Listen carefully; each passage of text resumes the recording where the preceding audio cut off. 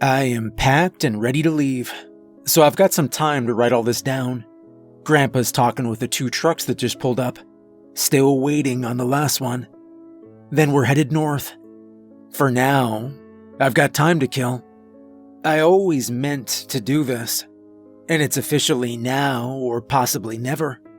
Fair warning, this is a long one, folks. 8 pages. Buckle up. And if anyone in East Texas wants to tag along, message me. We're taking as many people as we can get. This was the 3rd night in a row they were unhinged in the tree line, and my room at the end of the double-wide trailer put me right beside their ceaseless barking.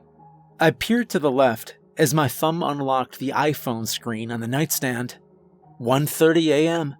I thought how I'd ask my dad about kenneling them on the porch, knowing he'd give me some excuse about them being necessary for our home. The first line of defense, our protectors, our alarm system. Looking back, we should have realized it then. To their credit, Daisy and Rose excelled at their duty. All manner of interloper received a billowing cascade of howls and barks on our property. I thought how scared a single raccoon, possum, or coyote must have felt when the sisters barreled into the tree line at them, shattering the peace of night. The echoes that trailed through the woods gave every impression there were more than 2 guards. None stayed to find out. They often startled me awake when the pair flew off the porch in an eruption of sound. My room filled one corner of the trailer pointing east towards our driveway, the forest a dozen yards beyond. My uncle and cousins hand-built the pine porch that I unfortunately shared a wall with. I had no bed frame, my mattress on the floor next to the stubby short nightstand.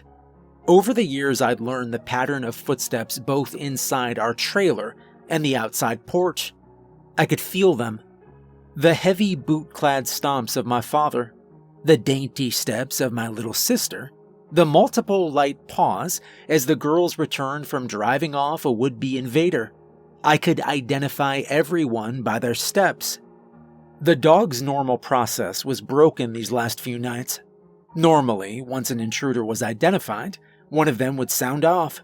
The second would answer the call, affirming backup.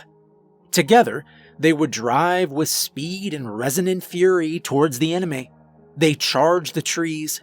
The interloper fled. The night returned to peace. We never had more than 1 incident per night, though it was always jarring when it occurred. This was different. For 3 nights straight, Daisy and Rose came alive with activity as soon as the evening dusk gave way to full darkness. They slept during the day now. Not naps, deep, full sleep to regain their strength from the prior patrol. Then, together, they prowled the edge of the black woods. Low growls and occasional half-grunts ran the full duration of the night. More than once, they would erupt in blistering, synchronized anger, but eventually return to their tense surveillance. There were no more one-off encounters, ended with a blitzkrieg of ferocious intimidation. It was hourly now. Consistent. Whatever they drove off kept coming back. I rolled onto my back and stared at the lightly luminescent sticky stars on the ceiling. My baby sister and I found a bag of them at the local dollar store, and my father always melted under the combined pressure of his kids. We initially agreed to split the bag between our rooms, but after putting half up in mine, she insisted we needed them all to make a real night sky. She slept in my room for a week straight after that, together looking at our tapestry of glimmering plastic, our own little universe. I stared at them as the barking pushed farther away, me silently hoping they'd continue into the distance for the remainder of the late hours so I could get some sleep. This is where my life changed forever. At first, I thought my exhausted mind played a trick. Reminiscing about building galaxies with my sister had pulled me away from reality, and the sharp, distant yelp brought me back. I sat up in my bed, held my breath, ears perked. The still far barking became high-pitched, strained, desperate. It was coming closer, and most noticeably, it was alone. At 15, I was probably too old to still wear the pajamas my aunt had got me for Christmas, but they were just too comfy. Clothed feet slid into loose flip-flops as I stood to make my way to the door. There was no doubt in the second yelp, followed by a hyper, stuttered half-bark, half-squeal. Much closer than before, practically in our driveway. It strained, struggled, then ended abruptly. For the first time in 3 nights, I finally got what I wanted, and it filled me with dread. Silence. I opened my door the same time my little sister opened hers. Her 10-year-old frame peeked nervously around the edge of her white door across from mine, eyeing me over the small gap that separated our rooms and led to the kitchen. Before either of us could step onto the 5 feet long, 4 feet wide landing of carpet that separated us, my father's shadow burst into the kitchen, shotgun in hand. "Stay in your rooms. Lock the doors," he commanded mid-stride. My mother's smaller frame quickly waddled behind him in a purple nightgown. He hit the front door with force. My room rattled as the wood slammed against the outer wall. I felt his steps quickly descend the 5 porch stairs and vanish into the drive. The glow from the now lit overhead porch light illuminated a single yellow square from the front door's window. The light stretched down onto the linoleum to my right, just past the dining table, and landed next to the little gap between our rooms.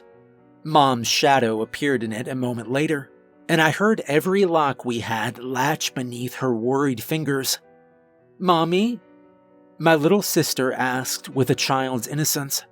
Neither of us moved from our respective door cracks. Mom rounded the corner, hurried fingers fumbled with her phone. "It's okay, Melissa.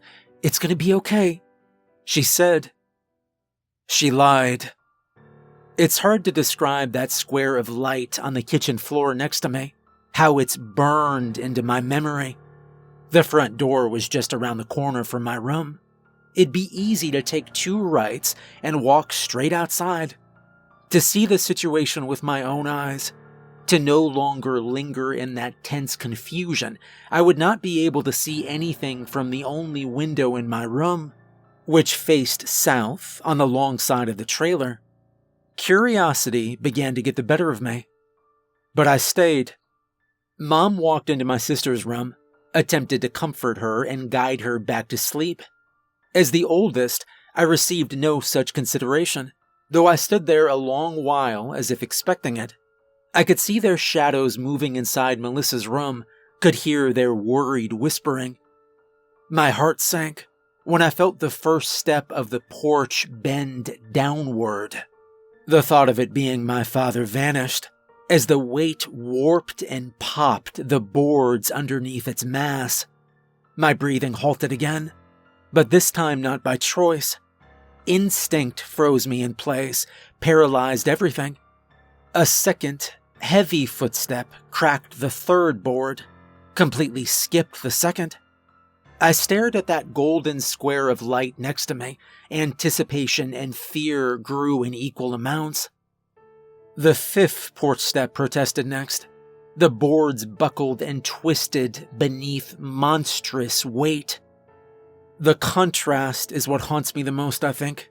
The shadows of my loving mom and sweet sister in a darkened, half-lit gloom across from my door. The hairy black shape that grew into the yellow square shining on the kitchen floor. I could see both, practically one in each eye.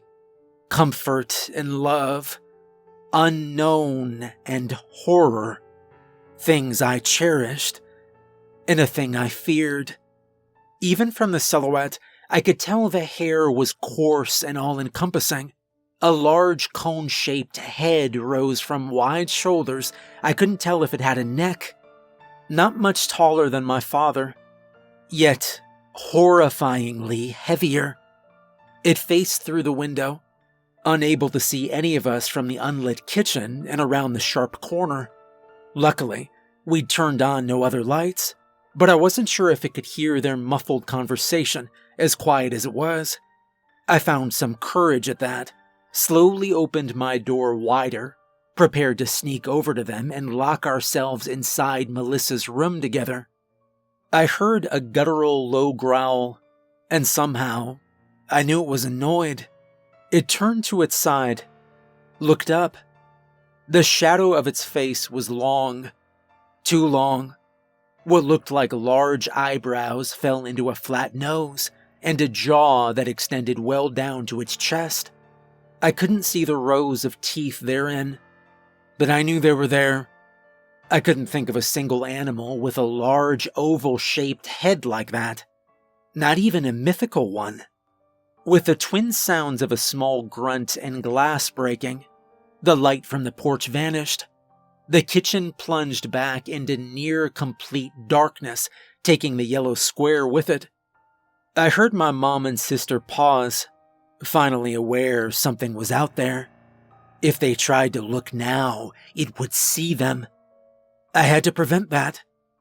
My foot lightly touched the carpeted space between our doors. The entire trailer shook with a violent impact and a deafening primitive roar. The front door slid past on the kitchen floor, buckled into the center, and nearly split in half. Hinges, locks, glass and splinters flew like insects. They ricocheted and clattered off every surface. Hanging lights and closed blinds swung as the entire trailer rocked on its foundation. Instantly I moved. Without thought, without choice. Somehow, I knew this was my one chance, a desperate and reactionary motion. To use this momentary chaos to mask my actions, a storm of sound to cover my own. I grasped my sister's door handle and slammed it shut, instantly retreated into my own room in the same motion and slammed mine as well. Only then did I register the massive bloody footprint on the crumpled front door. I sat on the floor, back against the plain wooden door that would not save me. My breathing became a ragged mess, shallow and still too noisy, even with both hands latched over my mouth. Head was dizzy, ears thumped from the hefty dose of adrenaline my brain flushed into every corner of my body. Yet even then, the only clear thought that repeated in my mind was a desperate plea for my mother and sister not to scream. That thought shattered as a new material twisted and cried nearby. Linoleum. A single titanic foot crushed glass and tile underneath. Heavy, deep sniffs filled the kitchen with more curiosity than anger. Maybe we'd be lucky, and the hungry nose would lead it to the pantry near the front. Maybe it would leave after gorging itself on potatoes, bread, and apple cinnamon toast crunch. I waited. Cool beads of sweat formed on my skin, back still pressed against the bedroom door. To their credit, my mother and sister could have vanished for all the sound they made. A second step bent the floor again, as it fully entered our home. I considered running then. This was my best chance. I glanced at the trophies on the shelf, some toppled from the earlier impact. Most earned as the starter for the track and field relay race team, with a few from various cross-country meets. I was fast, surely faster than that huge thing. If I went now, I'd be within arm's reach of it only briefly, but the element of surprise was on my side. I could run straight through the trailer and head out the back door in the laundry room. It didn't know the layout inside, another advantage. This was the best time to lead it away. Then I could surely outrun that massive monster once I got it outside, right? My budding confidence exploded in the same manner the dining table did. It slammed against the kitchen cabinets like a comet, shattering countertops, drawers, and itself in the process. It had taken both my father and uncle to move that heavy oak table up the porch steps and through the door. 2 men to move it. And this thing just... The muffled sound from my sister's room might as well have been a signal flare. The monster paused. It, like me, held perfectly still. The single accidental sob of a frightened 10-year-old girl ended as fast as it came. But it was noticed. I eyed my trophy rack, now considered which would be best to stab an eye or wedge down an open throat. Even in my terror, if it went for my family, I would go down fighting to protect them. My hands glistened with sweat. The greenish light that my fake galaxy above reflected from them filled me with a faux bravery. A misplaced confidence to fight monsters with no training, no ability, and most importantly, no actual weapon. I'd need to improvise. Fast. It was so fast. The monster moved with a speed unbefitting its weight. With 2 massive strides, it was between our doors. This time, the feet were quiet. Impossibly quiet. It didn't keep the momentum through their door. Instead, it paused on the small, carpeted gap. I felt it lower itself, squatted into a crouch. Its breathing was heavy, invasive. Horrible nostrils pulled at the air between us, and it waited. Quiet. Patient. Again, I realized the only thing between me and it was an inch of hollow wood. My lungs halted completely when it rushed, but the rancid smell of its oily hide entered my nose anyway. My eyes watered. Small tears formed in the corners. Dear God, please. It was huddled right behind me. I stared at my short nightstand and my phone. It seemed miles away. All my confidence, all my internal bravado, gone. Someone save me. Please, God, don't let us be torn apart by this monster. I considered crawling for the phone, but I knew I could never do so without alerting it. I could picture that long face on the other side of my door, crouched low with matted hair atop powerful meat, layers of primal muscle coiled into piles of potential violence, waiting for one of its victims to lose their composure. I wondered if it felt pleasure in that. Headlights pierced the edges of my south-facing window blinds. The sound of parting gravel heralded the approach of a large vehicle. Uncle Rick's Silverado. Had to be. He only lived a mile up the road. That's right, my mother had her phone with her. My cousin James was on leave from the military. He'd be with him for sure. A sensation of relief rose in me. Briefly, I knew when it noticed them. Its long breaths paused with realization. I felt its massive weight turn, still crouched next to me. Its bulk brushed against my door, hinges strained as it pushed inward against my back. That almost broke me. It stayed there, still low and waiting. It had to know I was there. It had to. Its breathing resumed, now much lighter and nasally, but still long.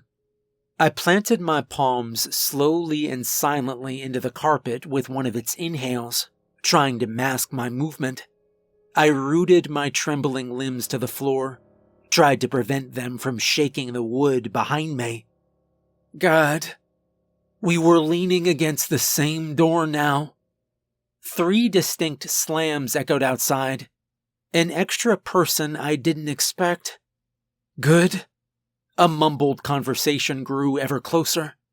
Sudden terror gripped me as they approached the porch. I realized it was waiting. I had to warn them. I had to tell them it was in here. But how? My heart raced with the surety they were walking into an ambush. A horrifying awareness dawned on me then. Knowledge of the beast's intelligence. Knowledge that only I possessed. Knowledge that more of my family walked into danger. I could scream, but it would kill me before any help could make it to them. I could run, try to jump through the window. It would take the monster a few moments to realize, and I would be able to warn my uncle outside. But if the glass didn't break, it would be through the door and rip me to shreds before anyone even got inside. I could sneak for the phone, the monster paying more attention to the men approaching now. But that was an assumption, a dangerous one, considering it continued to lean against the same door I did. The voices paused outside. The monster's breath matched. Silent moments passed.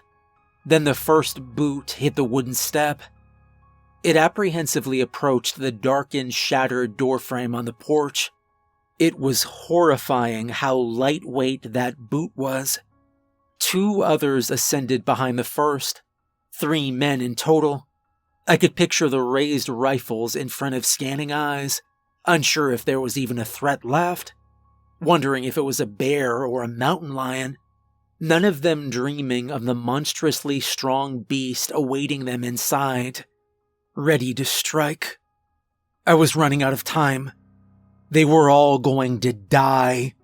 We were all going to die. The first steps made it to the doorframe.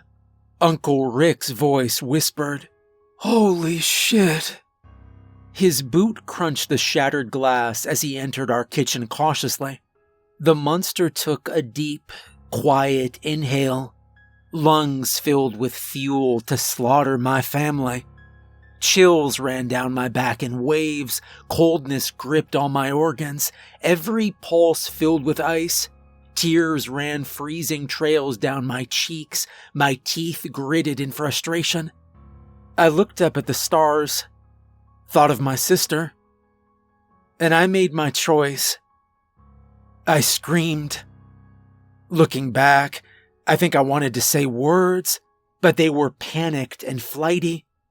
I just remember my voice felt as a volcano in the Arctic. A rush of heat exploded out in defiance of the cold, embracing every inch of me. A piercing, agonized screech of utter and complete fear birthed into the night air. The monster met my scream with a bellow of its own. It's ironic how some emotions permeate every language, even in nature. The staggered wail was not of anger as its plan being foiled, nor was it joy at one of its victims finally losing their composure during the hunt. It roared in pure, unadulterated shock. A hole appeared next to my head a second later. An explosion of splinters and anger entered my dim green galaxy.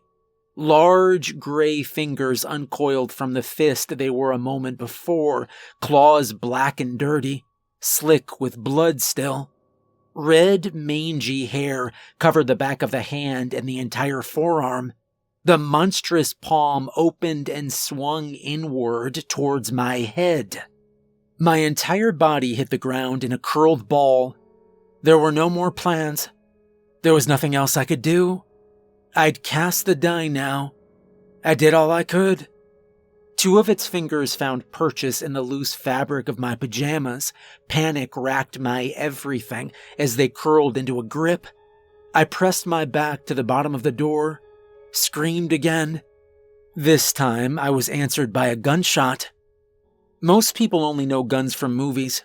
You see the hero shooting his pistol in a stairwell, or a tight corridor, or a submarine. Then they have conversations with ease. Guns are not quiet. The first blast inside the trailer rattled my skull and replaced most of the sounds with a constant ringing. Though even that consistent monotone chime didn't overtake the pained screech of the monster as its back hit my sister's door. Though my hearing was hampered, and I dared not look through that hole, I could piece together some of what happened from the vibrations communicated through the trailer's floor. Mumbled shouts, more boots, the kitchen filled with challengers. The monster charged. Its gait too large, too fast. It was on them. Gunshots pierced the ringing. It made it worse. The floor trembled with collisions and mass. The wall beside me rattled with an impact. A weight thudded to the floor. It scampered and rose, returned to the fight. Dishes and glass shattered. Cabinets warped.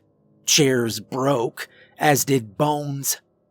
Gunshots gave way to fevered screams and anguished roars. I hoped my warning had saved someone. Anyone. Please say it helped. My trembling increased as the brawl ended. Newly gifted tinnitus masked the victor, and the floor had become depressingly silent. The only vibration was an odd random shake that paused in irrational intervals. I rose slowly to peer through the hole in my door.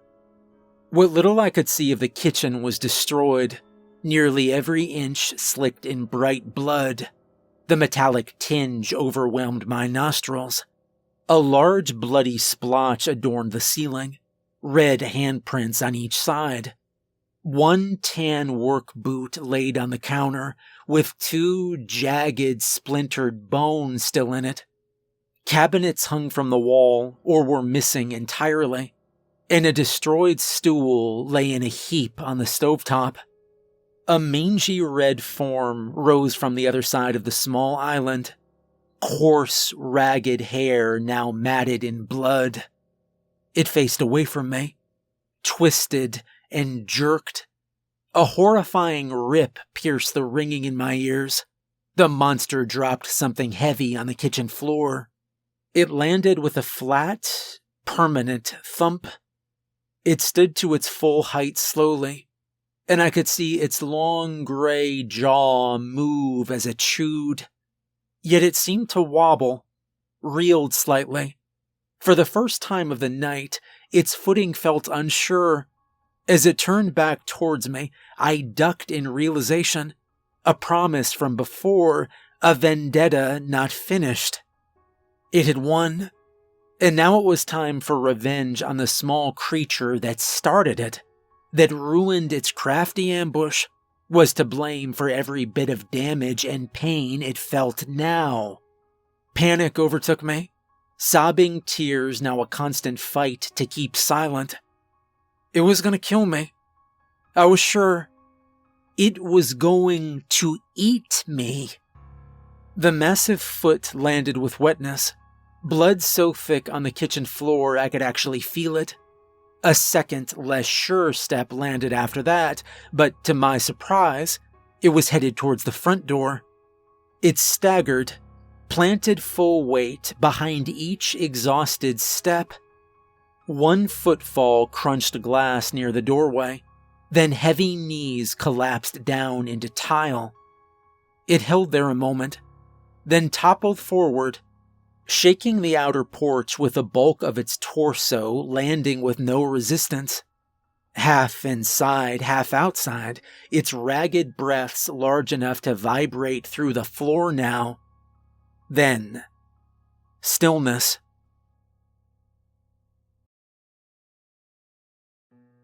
I waited, out of fear, shock, disbelief. My mind raced as the weight of loss finally caught up to it. My dad, uncle, cousin. This wasn't supposed to happen to people, to entire families. After a minute, I found my resolve as my rational mind regained control. I crawled to my phone on the nightstand. I palmed it in sweaty, quivering hands. My back leaned against the wall. The porch steps just on the other side. Waited for it to rise, to continue its rampage. But it didn't. A sob brewed as I looked at the family photo on my phone's background, typed the password in a pained wetness, blurred the numbers. Exhaustion and anguish finally breaking the levee that held them this long. I can't describe the feeling. When that solid, heavy foot crunched into the second porch step. Oh God, My hands moved in a blur, the message clear and direct. I confirmed its sent. Quietly, I prayed Mom would see it fast. The new monstrous feet climbed the stairs and paused in front of the first beast in our doorway. Impossibly, another set ascended after that. 2 more. My screen lit up then, a message from Mom. "Where are you?" Before I could type, twin roars rattled the wall I leaned against. Primal, guttural, yet somehow more human. They continued for a solid minute. Each paused only briefly, but never at the same time. Eventually, they faded back into silence. My ears returned to a single constant ring. Maybe they descended into quieted grunts I was unable to hear. Maybe even tears. The weight of the dead one lifted with terrifying ease, and the 2 creatures descended the steps of the porch and back into the night. It was finally over. Mom and I texted back and forth. I told her to call 911, and I'd stay put and warn her if those things came back. Even though I couldn't hear much, I could feel, and I was too close to this wall to risk calling for help myself. I couldn't hear well enough to speak with a dispatcher anyway.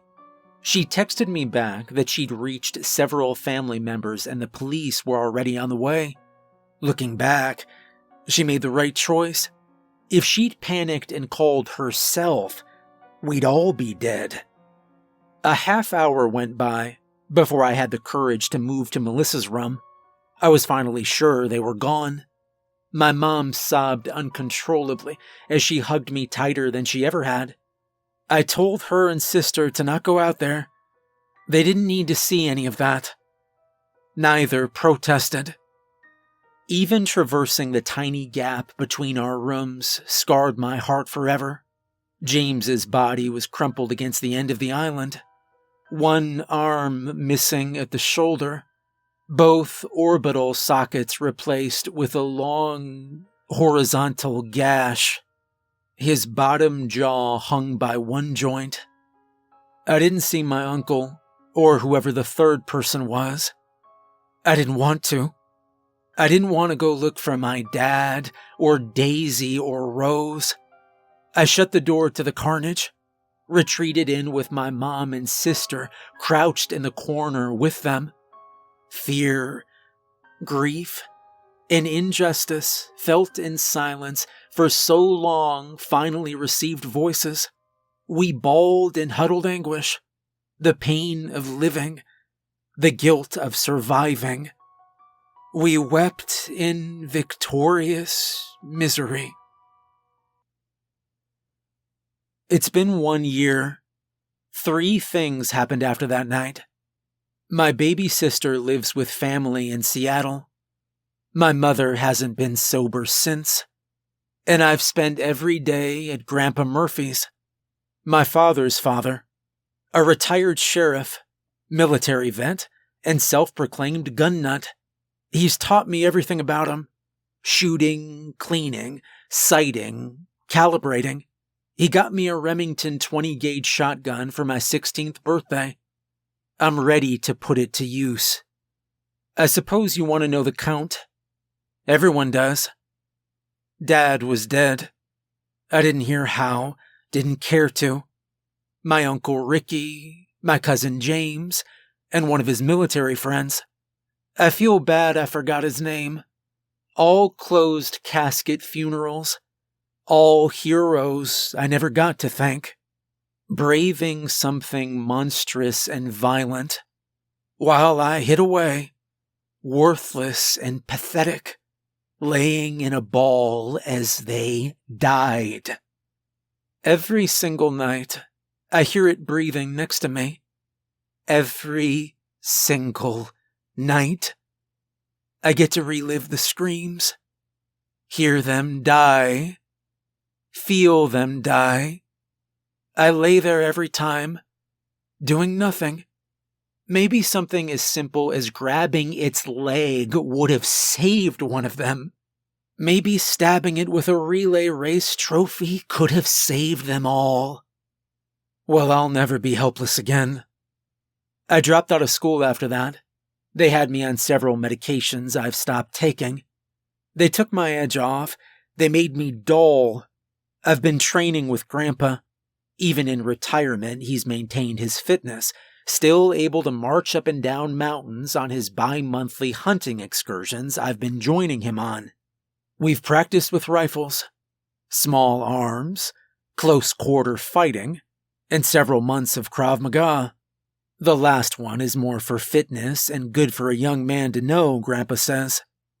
He always apologizes to me, says he wishes he would have been there. I do too, but he shouldn't feel that guilt. It wasn't his fault. There was a triple homicide somewhere east of Livingston. Being an ex-sheriff has its perks. Grandpa said to Packlight, that's code for we will be moving a lot. It's finally time. My preparation is about to pay off. I'm taking my two favorite pistols, my Sauer P320 and my Desert Eagle. I named them Daisy and Rose. Fitting. Ironic. Poetic? Call it whatever you want. This all started with a daisy and rose barking in the night. And it's gonna end that way too.